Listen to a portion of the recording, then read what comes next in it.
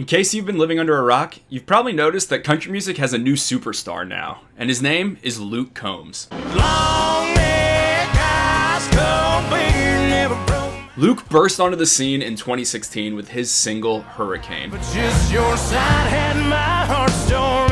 And since then, he's been completely unstoppable. Not only did Hurricane hit #1, so did the follow-up, When It Rains It Pours. Sunday morning, man, she woke up fighting mad. So did One Number Away. I'm one number away from calling you. I said I was through. So did She Got the Best of Me. She got the best of me. And so did Beautiful Crazy, which actually just spent 7 weeks at #1 on the country airplay chart. Beautiful, crazy.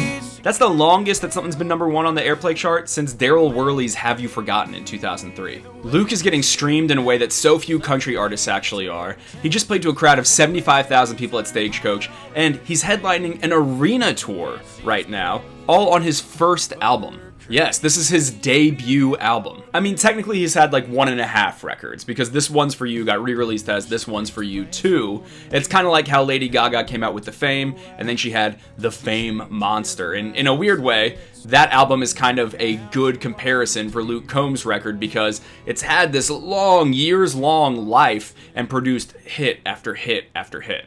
The obvious reason why Luke Combs has blown up is simple. His songs are good. I got my new boots covered in red dirt.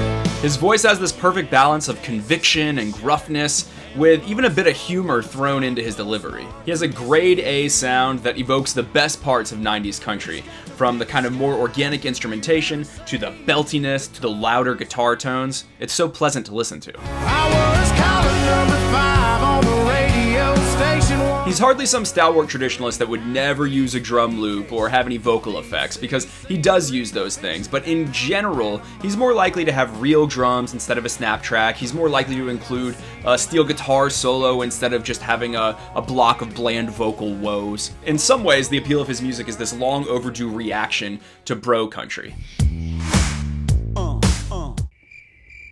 Luke's actually the top dog in this mini trend of neo-traditionalism that's gaining traction in Nashville right now. Guys like Riley Green and John Party, even acts like Runaway June, are bringing back this 90s country sound that merges some pop sensibility with the fiddles and honky-tonk feel of something like Brooks and Dunn. Sometimes it feels like Brooks and Dunn is back, actually. And hey, they are, partly because Luke Combs wanted to record with them. But even with a voice like Luke Combs and the clear sonic appeal of his music, this kind of ascent is unprecedented. To see Luke Combs go from playing clubs to headlining arenas on the back of one album merits some analysis. So when one of my tweets about Luke Combs went quasi-viral, I figured I'd ask his fans a follow-up question. Why do you like Luke Combs? And it was one word that kept coming back to me time and time and time again in all the responses. Relatable. People like him because he's relatable. And I have the tweets to prove it. Relatable is an adjective that's well suited to country music, a genre that purports to be about real life. Whereas pop music sells escapism, country music has always been about the common experience, the everyman.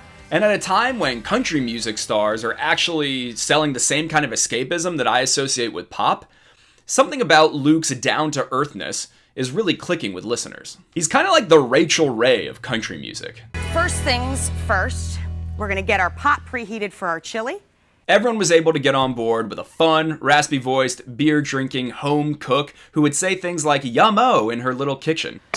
Just a few drops of the hot sauce, cayenne pepper sauce, yummo. But did you ever try making one of those 30-minute meals? You had to have the knife skills of Wolfgang Puck to actually keep up with Rachel Ray, but she made you feel like you could. I'm gonna put a little coarse salt in. Beautiful. There's something similar happening with Luke Combs here. And yes, if you're keeping track, I have now compared Luke Combs to Lady Gaga and Rachel Ray. Yummo. So, what makes Luke Combs so relatable? Well, first, and perhaps most obviously, and don't hate on me for this, is his weight. Luke's a big guy. He's not out here flaunting his abs or dropping that dun-dun-dun in some sparkly skinny jeans. Don't drop that dun-dun-dun. Hey. And people seem to appreciate that.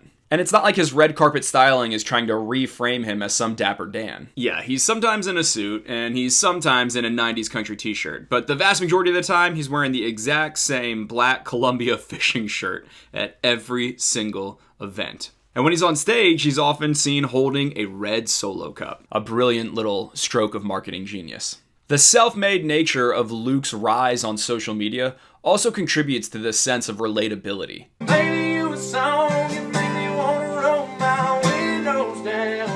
Luke came up on Vine doing covers of popular songs, and he's continued to post covers and be really engaged on all social platforms with his fans. Do I turn you on and on when I kiss you, baby? God must have spent a little more time on you. Much like Kane Brown, actually, there's a sense that the fans had participated in his rise. It gives the sense that you can go around the middleman of the big label in order to be connected. And in the internet age, even in country music, which has been a little behind in the internet age, that's really paying off for him. He's also just funny. Hey, I don't know how to vine. I don't know what to do with my hands, man. This is a vine. You're in it.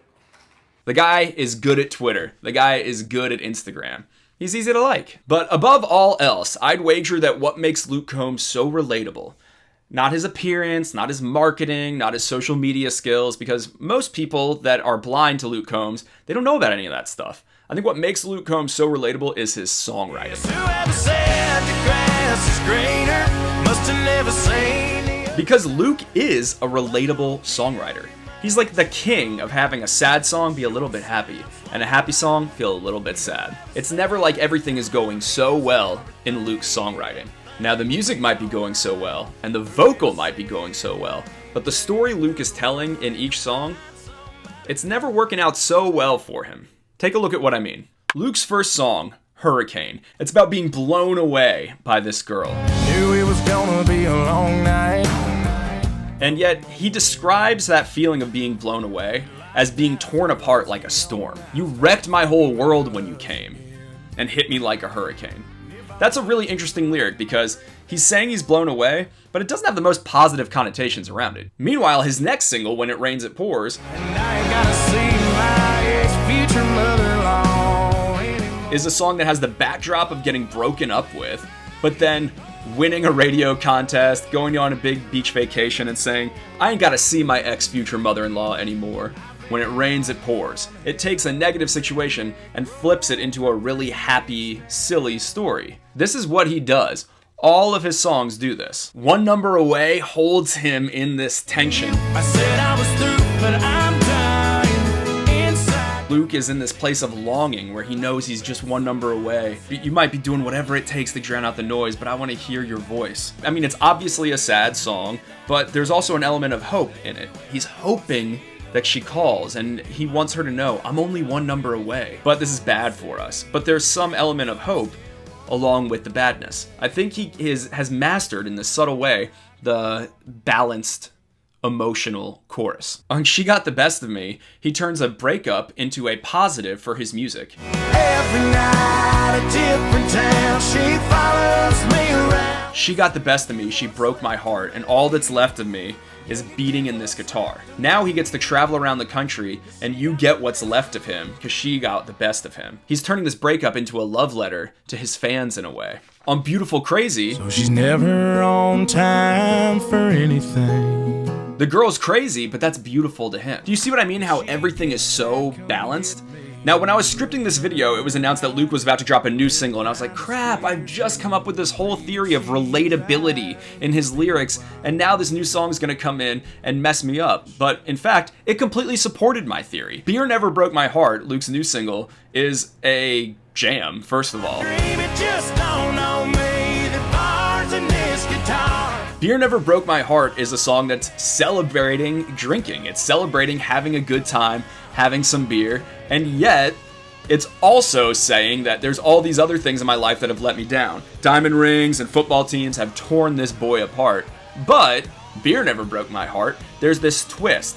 And I think I'm really seeing how Luke Combs tells stories in such a way where you're always getting a little bit of shade in the sunshine and a little bit of sunshine in the shade, and that is a really approachable way to write songs, and it's really appealing to listen to. Now you pair that with all of the fun raucousness with his awesome voice. In some ways, I'm overthinking all this.